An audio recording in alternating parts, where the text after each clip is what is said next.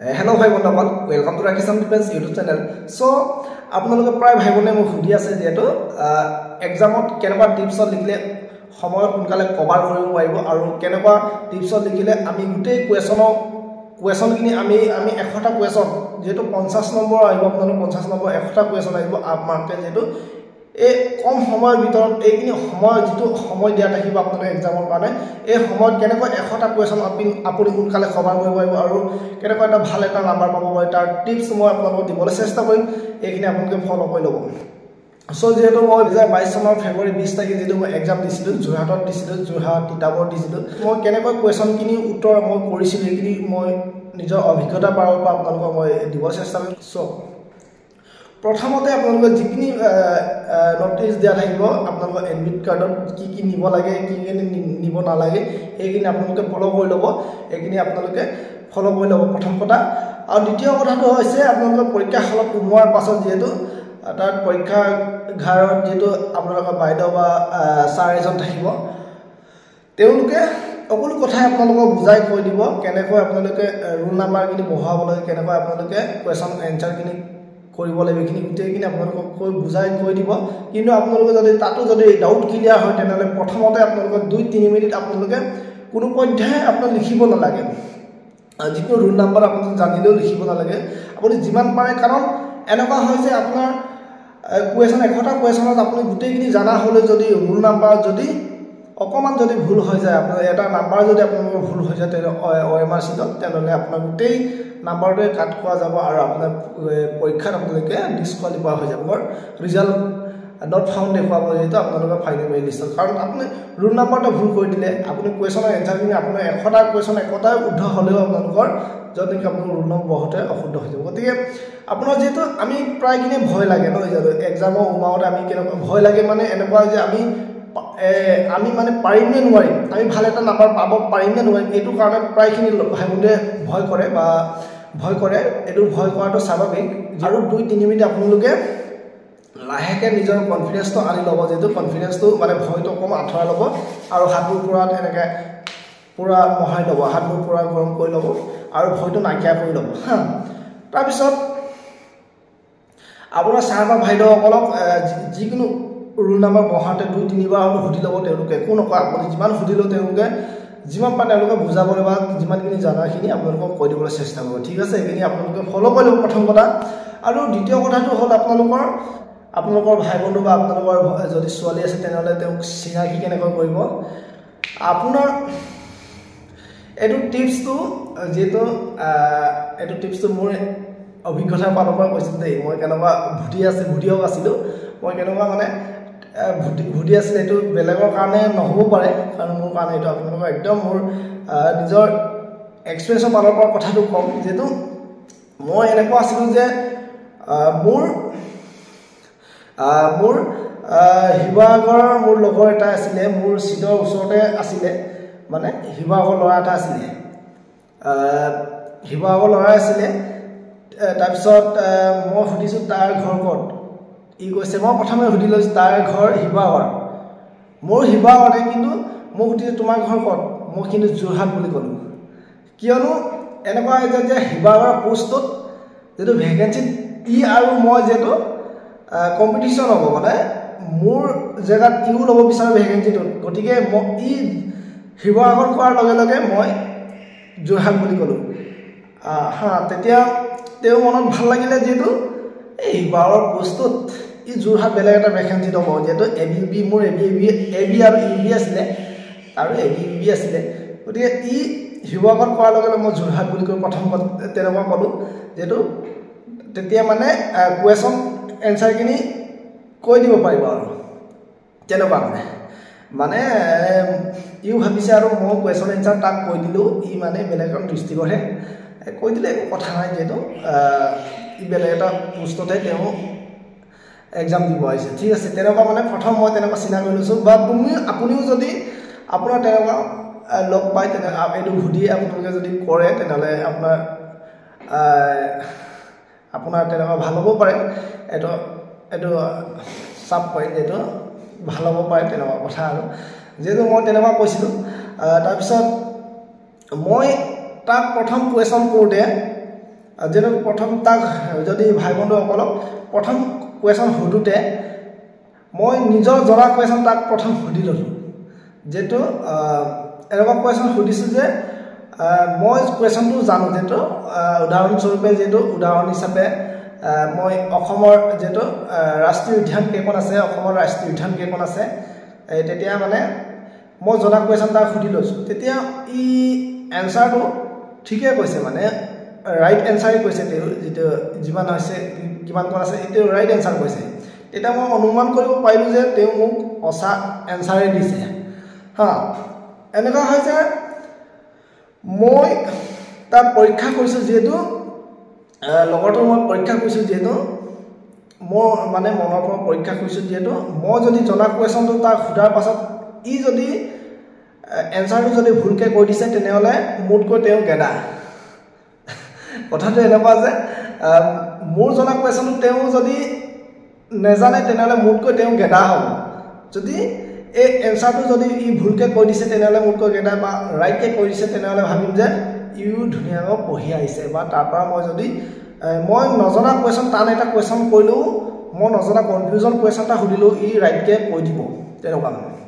মই তেনেকৈ তাক প্ৰথমে পৰীক্ষা কৰিছিলোঁ মই যদি এই কুৱেশ্যনটো এনসাৰ তেওঁ ভুলকৈ কৈ দিয়া হ'লে তেনেহ'লে মই তাক কুৱেশ্যন নকৰিলোঁ হয় বা মই জানিলেও তেওঁ কুৱেশ্যন মই এইটো এনসাৰ কৰা নাই বুলিয়ে কৈ দিলোঁ হয়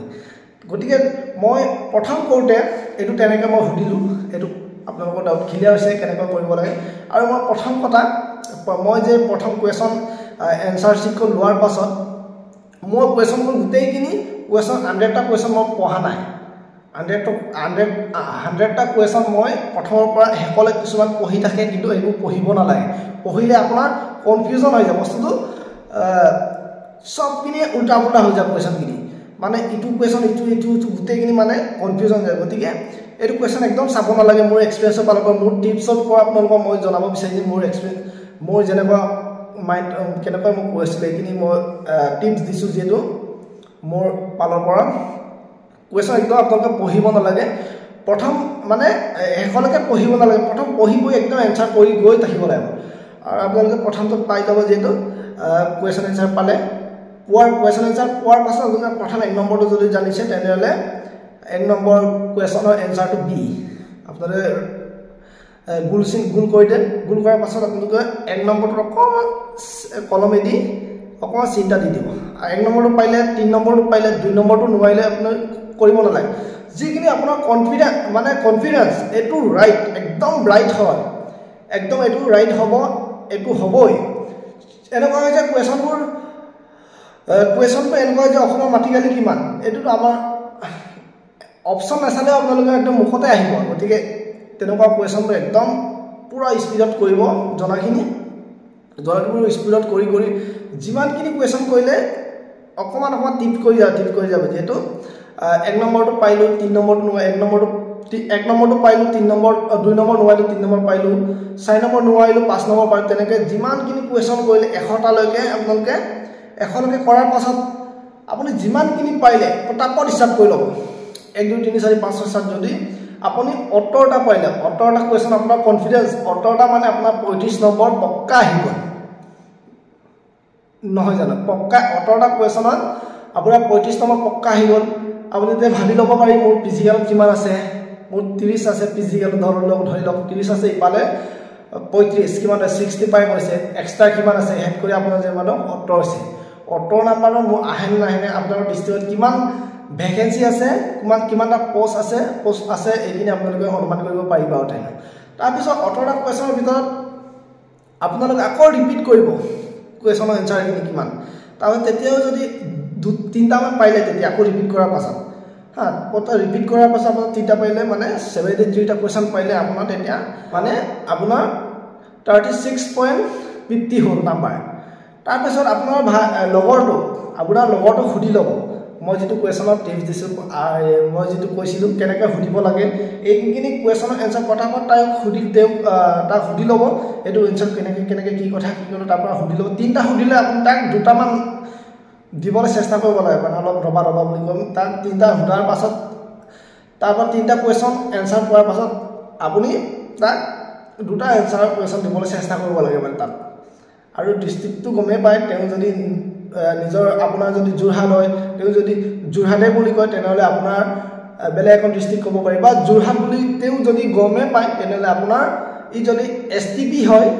তেনেহ'লে আপুনি OBC ক'ব বা তেওঁ জেনেৰেলৰ কাষ্টৰ হয় তেনেহ'লে আপুনি OBC ক'ব বা নতুবা STH বুলি ক'ব বা SC ক'ব তেনেকুৱা এটা সেম মিলিলে আপুনি বেলেগ এটা কাষ্টত কৈ দিব তেতিয়াহে আপোনাক তেওঁ এনসাৰখিনি কৈ দিবলৈ তেওঁ আহক পাব নহ'লে তেওঁ ভাবিব মোৰ পোষ্টত ই আৰু মোৰ টক্কৰ হ'ব যেটো আমাৰ দুটাৰ মাজত কম্পিটিশন হ'ব ঠিক আমাৰ দুটাৰ মাজত কম্পিটিশন হ'ব মই তেওঁ কৈ নিদো তেনেকুৱা এটা নিজৰ ভাব এটা আহিব পাৰিব ঠিক এইখিনি টিপছ দিছ আপোনালোকক আৰু যিমান মানে কোৱেশ্যনবোৰ জনাখিনি স্পিডত কৰিব চেষ্টা কৰিব আৰু এইখিনি আপোনালোকে ফলো কৰিব আৰু আপোনাৰ ভাই বন্ধুসকলক যেটো হুডাৰ পাছত তাৰ পৰা দুটা তিনটা মান আপুনি পালে আৰু নেক্সট ইটো সাইডৰ পৰা তেও আপুনি এনেকুৱা হৈছে যে ম্যাথছবোৰ আপুনি হুডিব নোৱাৰে কাৰণ ম্যাথছ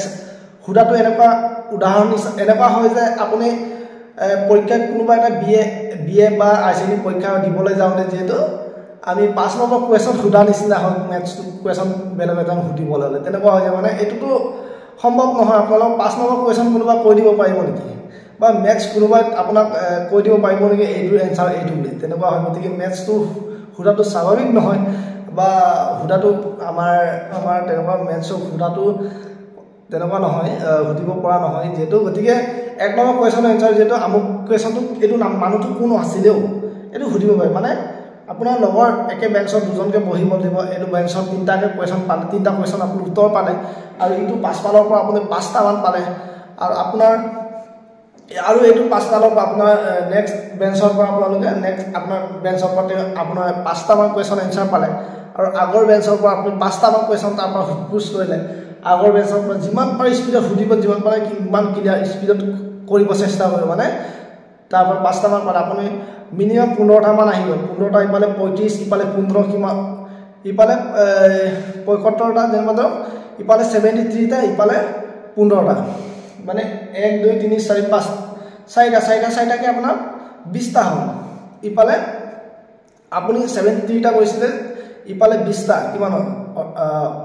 70 93 হ'ল 93টা কোৱেশ্যন আপুনি কোৱেশ্যন একদম পক্কা কৰিব পাৰিলে 93টা কোৱেশ্যন আপোনাৰ লগৰটোৰ পৰা 5টা ইটো লাষ্টৰ ইটো বেঞ্চৰ পৰা 5টা আপোনাৰ পাছৰ পৰা 5টা এটো আগৰ পৰা 5টা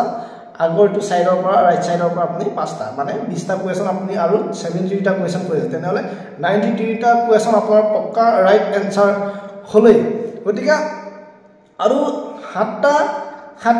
কোৱেশ্যন আপোনালোকে 7টা কোৱেশ্যন নিজৰ ব্লাইন্ড মাৰি দিব মানে এনেকুৱা হৈছে ব্লাইন্ডটো এনেকুৱা হ'ব লাগে যেটো অসম সাহিত্য সভাৰ প্ৰথম সম্পাদকজনৰ নাম কি এটো কোৱেশ্যনৰ এনসাৰ যদি আমি কনফিউজন হৈছে ধৰি লৈছো কনফিউজন হৈছে তেনেহলে এই কনফিউজনৰ পইণ্টত আপোনালোকে যেটো এই কনফিউজনৰ এনসাৰৰ যেটো অপচনখিনি যদি আনন্দৰাম বৰুৱা বা ভোগেশ্বৰ বৰুৱা তেটো উমাই থাকে তেনে আপোনালোকে এই কোৱেশ্যনৰ এনসাৰ অপচনখিনি এটো দুটাটো নহল বুলি আপুনি 100% জানিবই দিব কাৰণ অসম সাহিত্য সভাত এওঁলোকে কোনো ধৰণৰ জড়িত নহয় এনেকুৱা অপচনো পোৱা নাই এনেকুৱা আপোনালোকে এই দুটাটো আপোনালোকে কাটিব পৰা যায় মানে মিনিমাম আপোনালোকে এই দুটাটো নহয় বুলি ডাইৰেক্ট আপোনালোকে কনফিডেন্সলি ক'ব পাৰিব গতিকে এই দুটা অপচনৰ ভিতৰত কোনটো হ'ব পাৰে গতিকে এই দুটাৰ ওপৰত ডাউট হৈ আছে গতিকে এই দুটাৰ ওপৰত আপোনালোকে যাতে গোল টিপ মাৰ্ক মানে ব্লাইন্ড মাৰিব পাৰে তেনেকুৱা কোৱেশ্যনৰ এনসাৰখিনিহে কৰি যাব তেতিয়া গোটেইখিনি তুমি তেনেকৈ কৰাৰ পাছত আপোনালোকে 100টা কোৱেশ্যন হ'ব 100টা কোৱেশ্যন মিনিমাম আপোনালোকে 45 প্লাস পোৱাৰ খুবেই চান্স থাকিব কাৰণ এওঁলোকৰ কৈ দিয়াটো দুই এটা ভুল হ'ব পাৰে আৰু 73টা কোৱেশ্যন যে আপুনি ধুনীয়াকৈ কৰিছে এইটো 100% আপোনালোকে নিশ্চয় পাবই গতিকে যিমানখিনি কৰিব পাৰে এইখিনি ভালকে কৰিব চেষ্টা কৰিব এইটো অকমান মই নিজৰ এক্সপেৰিয়েন্স পৰীক্ষাত কেনেকৈ দিছিল এইখিনি টিপছ আপোনালোকক দিবলৈ চেষ্টা কৰিলো ভিডিওটো ভাল পালে আপোনালোকৰ ভাই বন্ধুসকলক শ্বেয়াৰ কৰিব থ্যাংক ইউ